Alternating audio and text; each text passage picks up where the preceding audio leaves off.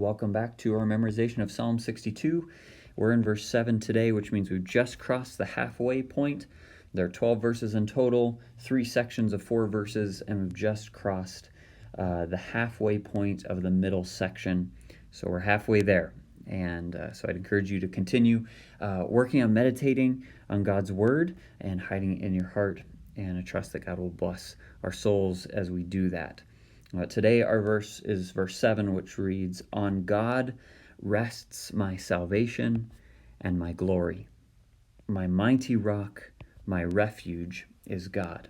I think probably the most helpful way that we can approach memorizing this verse today is to consider it as a verse of reflection and meditation, because none of the ideas that he discusses here are new, but he develops ideas that he's already considered. And so in many ways, this probably is a verse that you've already thought of, because as you've reflected on God as your salvation, as you've meditated on God as your rock and your fortress, these truths have already come to mind. So hopefully that'll come to light a little bit, be more clear as we go through. But he starts out by saying, "On God rests." And in Hebrew, we just have "on God," and we've supplied this verb rest to make sense of the verse. Otherwise, it would just be "on God, my salvation and my glory." So some supply the word rest. Other would say like depend or rely, or even just sometimes a being verb, or not it, but is. God is, or in God is my salvation and my glory. On God depends my salvation and my glory. I kind of like the word rests or the word depends, because it helps to really magnify or put weight behind this. On God rests my salvation and my glory.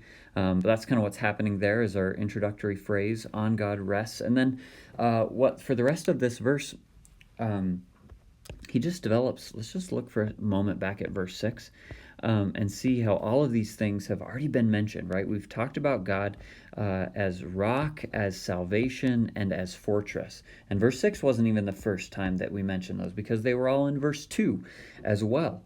So these are pretty consistent themes. And now what we have in verse 7 is he's developing them.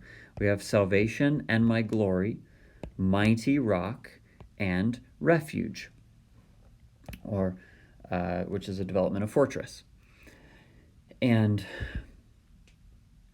so in this first phrase, my salvation and my glory, I guess that's another helpful thing to point out, is that all of them have these first person singular, or here come across as they're possessive: my salvation, my glory, my mighty rock, my refuge.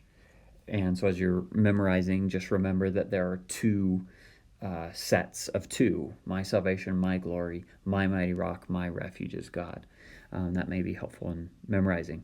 But as far as what he's doing, what this means, we have the idea being developed of salvation in the first phrase: my salvation and my glory. Now, this word glory is the word kavod in Hebrew, and it means honor or splendor. Sometimes even refers to wealth or like the high status of someone. So David may be referring to his position as king. He may be referring to his name, his reputation as a ruler, or even as a man. All of these, this high position that he has is from God. Now, another time that this is used that you're very probably familiar with is Psalm 19:1, which say the heavens declare the kavod, the glory of God. And so what David's recognizing here is he's developing this idea of salvation, that it's not just his deliverance that depends upon God, but everything that he is and everything that he has been given depends upon God, right? The very thing that the enemies are trying to snatch from him, to take from him, is his position and his honor. They're backstabbing him. They're lying about him, spreading rumors about him, trying to get him taken down from his kavod. And he says, you know what? God is the source of that.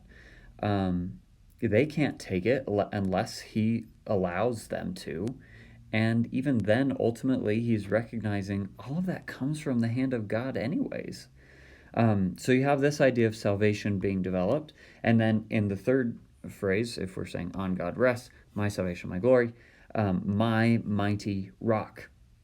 And we would draw our attention to this, I guess not just mighty, actually, the word is my mighty in Hebrew.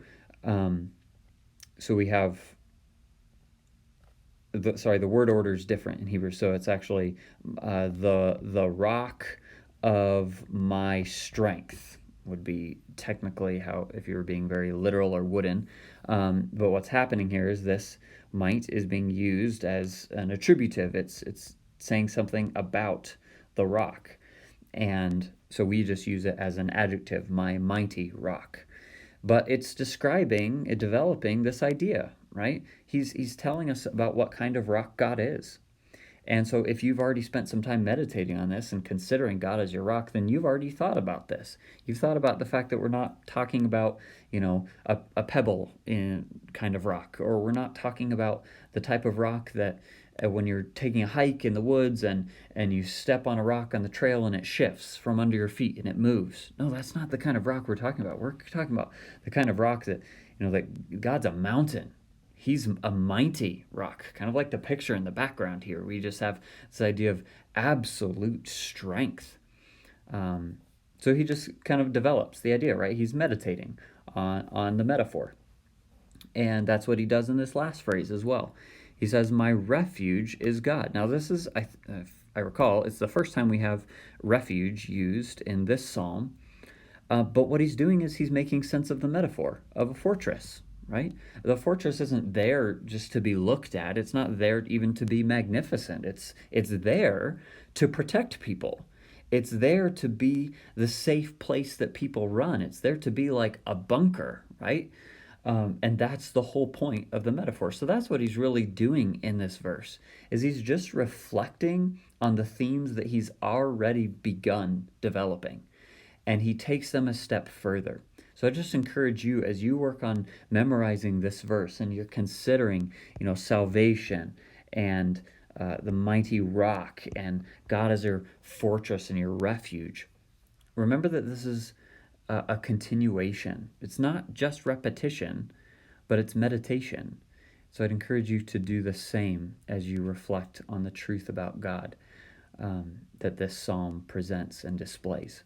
So today will be our 25 times through verse 7. I doubt you probably need to say verse 6 20 times, but perhaps repeat it, however many times you need to. And same thing with verse 5. And then let's go back. Well, that's not helpful, but verse 1 through 4, say that 5 times as well, and just continue reviewing that and begin putting it all together. So the Lord bless you as you continue to reflect and meditate.